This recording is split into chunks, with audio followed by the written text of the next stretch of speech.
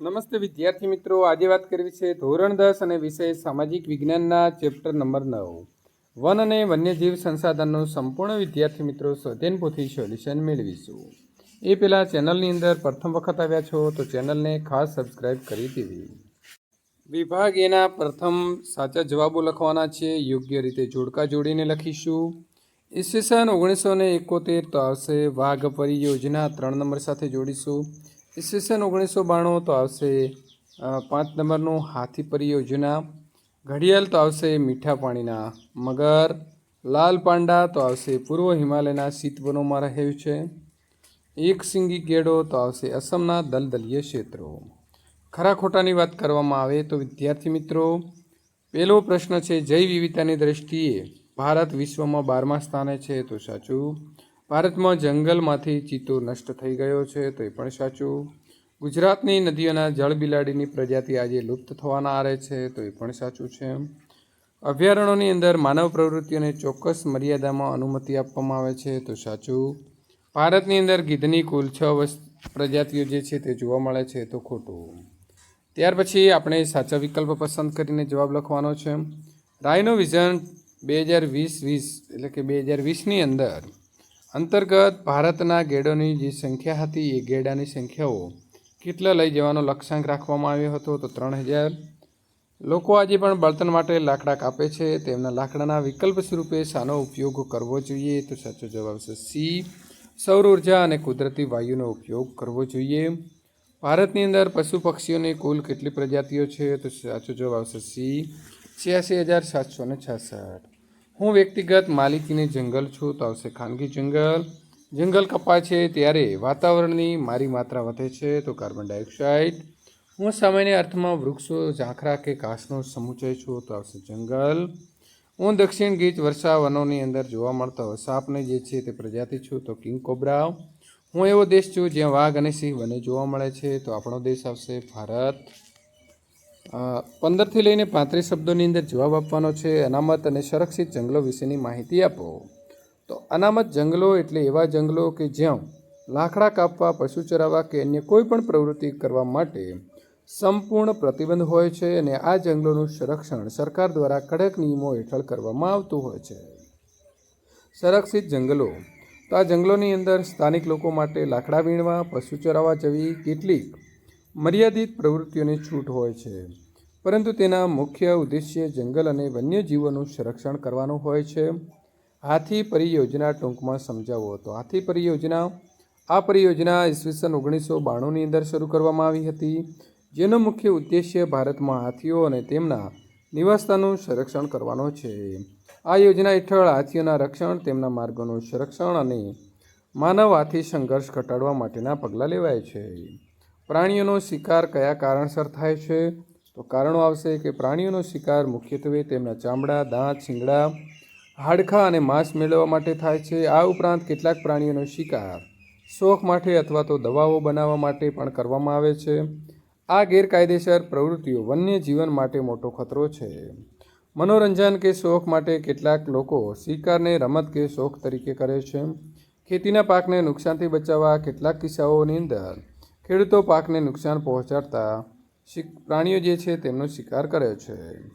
ભારતના કયા કયા પક્ષીઓ લુપ્ત થવાના આરે છે તો ભારતમાં ઘણા પક્ષીઓ લુપ્ત થવાના આરે છે, જેમાં મુખ્યત્વે વાત કરીએ તો ગ્રેટ ઇન્ડિયન બસ્ટાર્ડ એટલે કે ઘોરાડ એક મોટું જમીન ઉપર રહેતું પક્ષી છે અને તેની વસ્તી અત્યંત ઓછી થઈ ગઈ છે.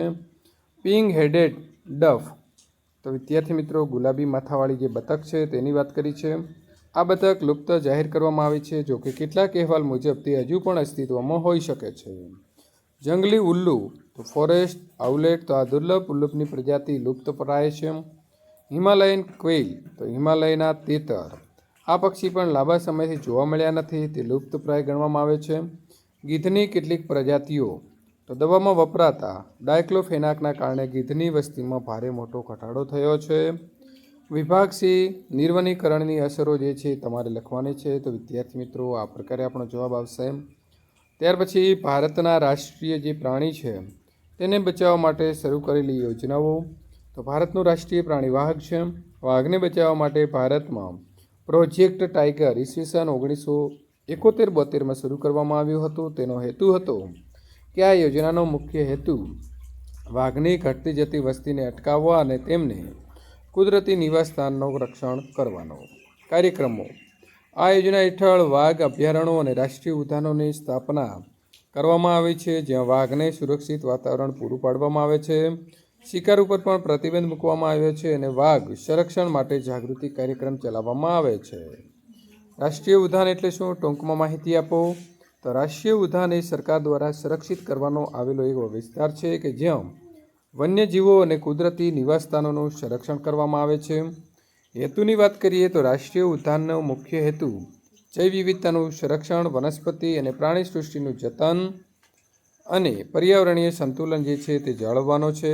લાક્ષણિકતાઓ: તો આ વિસ્તારની અંદર માનવીય ગતિવિધિઓ જેવી કે ચરાઈ, વૃક્ષો કાપવા, શિકાર કરવો વગેરે સખત પ્રતિબંધ હોય છે.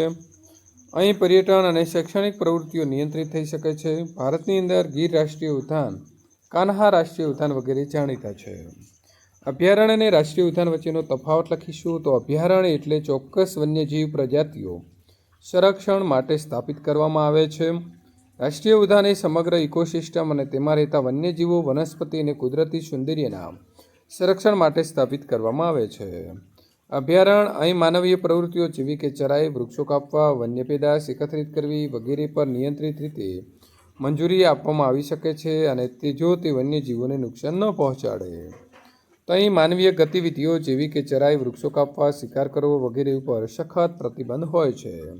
અહીં પર્યટન અને શૈક્ષણિક પ્રવૃત્તિઓ નિયંત્રિત રીતે થઈ શકે છે, પરંતુ તેનો મુખ્ય હેતુ સંરક્ષણનો હોય છે.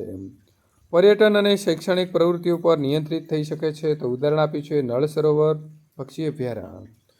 તો આપણે રાષ્ટ્રીય ઉદ્યાનનું ઉદાહરણ જોઈશું. તો ગીર રાષ્ટ્રીય ઉદ્યાન અને કાન્હા રાષ્ટ્રીય ઉદ્યાન. જંગલ વિનાશના જે કારણો છે તે કારણો વિદ્યાર્થી મિત્રો લખીશું. તો વધતી જતી વસ્તી અને શહેરીકરણ, ખેતીનો વિસ્તાર, લાકડાની જરૂરિયાત, ખનન પ્રવૃત્તિઓ, દાવાનળ, મોટા પ્રોજેક્ટ્સ, ઝૂમ ખેતી, કીટકો અને રોગો તથા આબોહવાનું જે પરિવર્તન છે તે પણ તેનું કારણભૂત બનશે. વન સંરક્ષણ અંગેના જે ઉપાયો છે તો વિદ્યાર્થી મિત્રો આપણે ઉપાયોમાં વૃક્ષારોપણ અને વનીકરણ, જંગલોના વૈજ્ઞાનિક ઉપયોગ, દાવાનળ અને નિયંત્રણ, જંતુ નિયંત્રણ, પશુધન ચીરણ નિયંત્રણ અને જાહેર જાગૃતિ તથા કાયદાનું કડક અમલીકરણ અને વૈકલ્પિક ઉર્જાના સ્ત્રોતનો ઉપયોગ કરતાં શીખવું જોઈએ. અહીં આપેલો જે નકશો છે તેની અંદર પેન્સિલથી તમારે નિર્દેશિત કરી અને નામ લખવાના છે. તો દચ્ચીગામ, રણથંભોર, નળ સરોવર, ગીર, આસામની અંદર આવેલું કાજીરંગા, સુંદરવન આ પ્રકારે આપણે બતાવીશું. અને નીચે અહીં મિત્રો કેરળની અંદર આવશે પેરિયાર. ત્યારબાદ અહીં આપણે જુદા જુદા રહેઠાણો જે છે તે દર્શાવવાના છે. તો હિમદીપડો તો અહીં આવશે લદ્દાખ. ત્યાર પછી લાલ પાંડા છે તો એ વિદ્યાર્થી મિત્રો અહીં આપણે હિમાલયના જે વનો છે તેમાં દર્શાવીશું. એક સિંગી ગેડો છે તો આવશે અસમ. વાઘ છે તો અહીં આપણે નદી જે છે બ્રહ્મપુત્રા અને ગંગા ભેગી થાય છે ત્યાં બતાવવામાં આવેલો છે બાંગ્લાદેશમાં. ઘોરાડ છે તો રાજસ્થાન. વાઘ તો મધ્યપ્રદેશ પણ છે. ઘુડખર છે તો વિદ્યાર્થી મિત્રો અહીં ગુજરાતમાં. સિંહ અને બંને દર્શાવીશું. અને રાજનાગ જે છે તે તમિલનાડુમાં બતાવ્યા છે. વિદ્યાર્થી મિત્રો આ પ્રકારે સોલ્યુશન મેળવવા માટે ચેનલને ખાસ સબસ્ક્રાઈબ કરી દેવી.